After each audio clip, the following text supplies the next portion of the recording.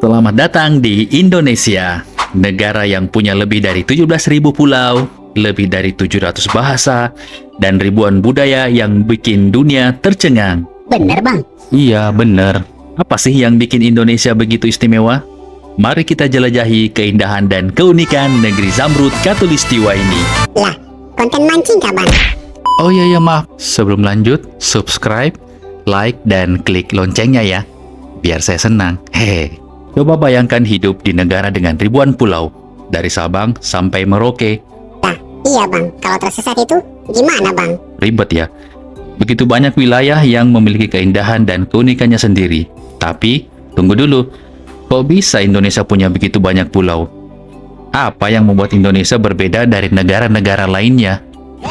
Pasti dia bang. Sembarangan, tapi bisa jadi ya. Indonesia itu nggak cuma Bali. Mau lihat dinosaurus hidup di Pulau Komodo, atau menyelam di Raja Ampat yang katanya punya terumbu karang terindah di dunia. Disinilah tempatnya.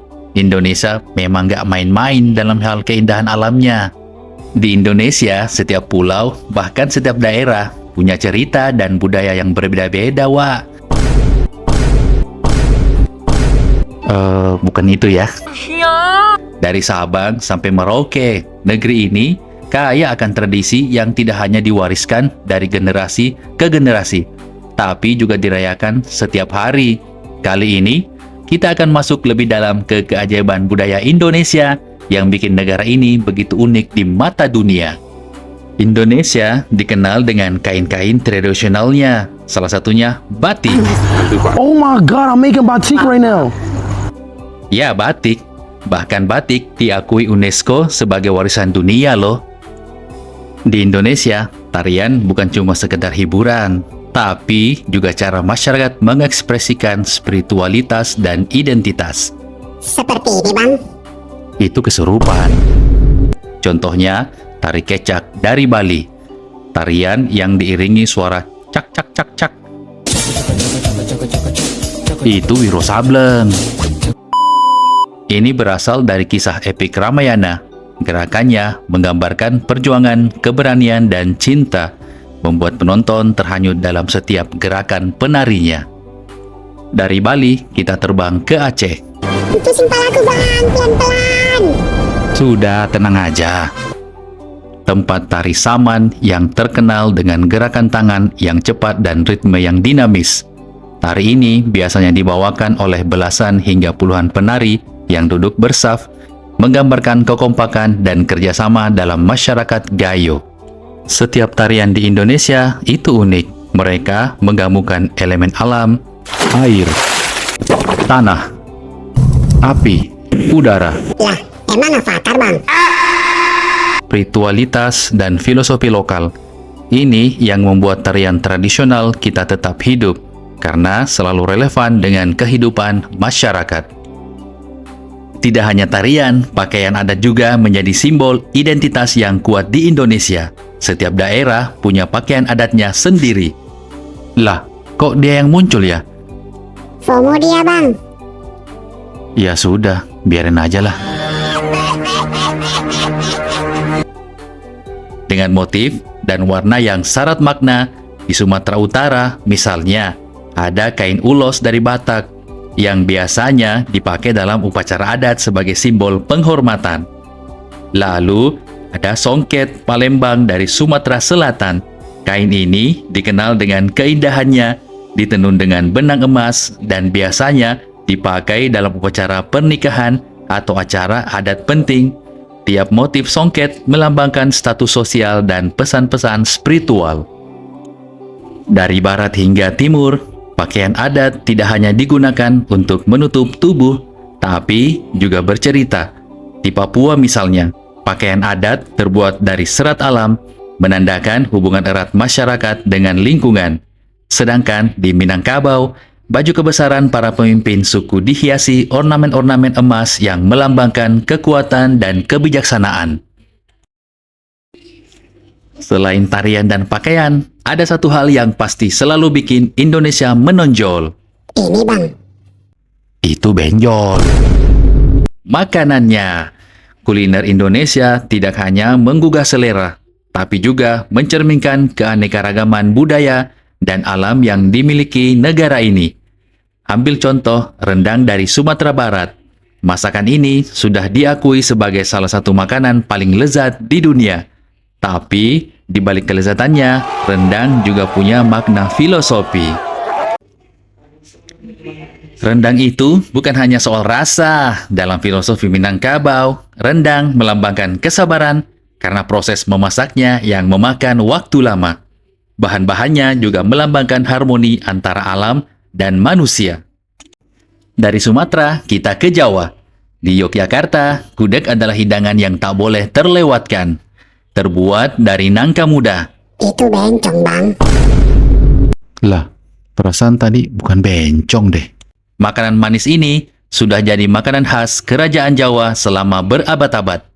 Setiap gigitan gudeg menyimpan sejarah panjang budaya Jawa yang penuh kelembutan dan kehalusan. Sementara di ujung timur Indonesia ada papeda. Ini sepeda. Ini begal. Ini apa hubungannya sih? Iya. Lanjut, Bang. Lanjut. Bubur sagu yang disajikan dengan ikan kuah kuning. Makanan ini menggambarkan ketergantungan masyarakat Papua terhadap sagu sebagai sumber pangan utama. Meski sederhana, makanan ini punya rasa dan nilai budaya yang sangat kaya. Karena itu, kita patutnya berterima kasih kepada para pejuang Indonesia. Karena dengan mengorbankan nyawanya, maka kita bisa menikmati keindahan wilayah Republik Indonesia ini. Lah, gimana ceritanya, Bang? Begini, semua dimulai pada awal abad ke-16. Bayangkan, saat itu Nusantara tenang-tenang saja. Sampai muncullah segerombolan kapal dari Eropa. Pertama, datanglah para tetangga dari Portugal. Wah, Ronaldo dong, Bang, yang ngejajah nih. Belum lahir waktu itu. Mereka tidak sedang liburan ya. Mereka datang untuk rempah-rempah alias emas coklat. I just wanted to say thanks. Rempah-rempah seperti lada, pala, dan cengkeh di Maluku laku keras di Eropa. Sayangnya, alih-alih barter baik-baik, mereka lebih suka menguasai dan memonopoli. Habis Portugis, datanglah Belanda dengan VOC-nya. Ini nih yang serius. Perusahaan yang punya tentara sendiri. VOC bukan sekedar bisnis, mereka adalah Starbucks zaman dulu. Tapi bedanya, yang ini lengkap dengan senjata. VOC sempat berjaya, tapi seperti yang terjadi pada banyak perusahaan besar, mereka bangkrut.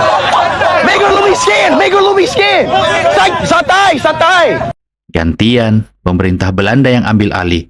Jadilah penjajahan selama ratusan tahun. Apa yang terjadi?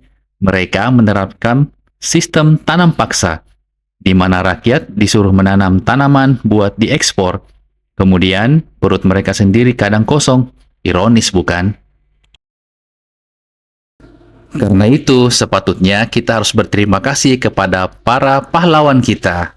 Dan kita juga harus bersyukur karena sudah hidup di Indonesia yang sudah aman ini. Baiklah, sekarang kita kembali ke laptop.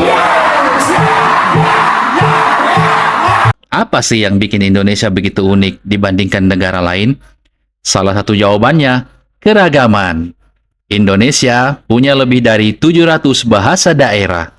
Bisa kebayangkan gimana ribetnya kalau semuanya dipakai sekaligus. Ada suku Baduy yang hidup tanpa listrik dan teknologi modern.